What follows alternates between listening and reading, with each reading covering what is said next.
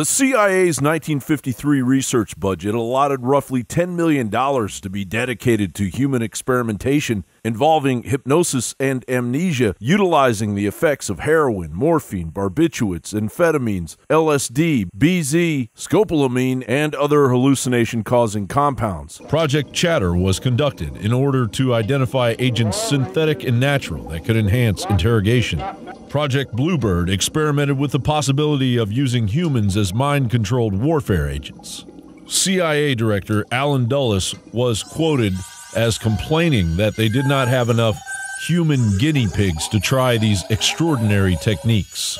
Thus, officially, the MKUltra project was sanctioned in 1953.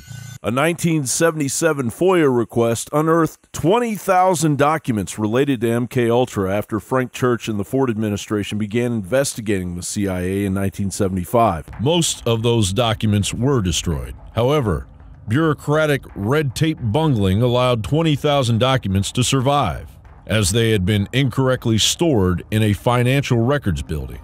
We are not professing to tell you the complete story of these activities.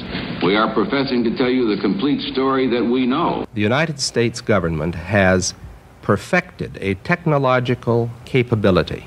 At the same time, that capability at any time could be turned around on the American people. There would be no place to hide. The technological capacity that the intelligence community has given the government could enable it to impose total tyranny. I'm Christy Nicola, born July of 1962, rendering me 32 years of age. I was a subject in radiation as well as mind control and drug experiments performed by a man I knew as Dr. Green.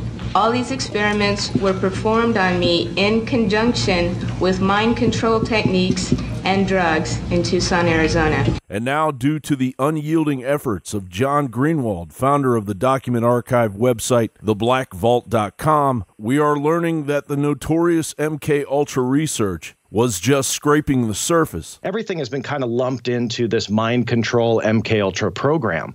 What these thousands of pages that I just received and put online at theblackvault.com, what they prove is we do not have the full story. What they prove is MKUltra was just simply the tip of the iceberg, that there was a heck of a lot more going on, that there are project names that are still redacted. And why that's important is, according to the CIA, they've kind of, quote unquote, released everything to us. So investigators have had these for years. But what these prove is that's not entirely true. And these documents show that they were not even related to MKUltra, but they were doing experiments where they are implanting devices, and they started with dogs. And Newsweek wrote this up, did a great job with it, that they were implanting these things in dog brains and were able to control dogs and have success with it. Now, you might think, well, that's just dogs. Who cares? Well, this was the tip of the iceberg when it came to that research. What comes next when you master it in animals? Tens of thousands of military volunteer. They got guys that'll volunteer to go on suicide missions. They've already volunteered. They've already done it all.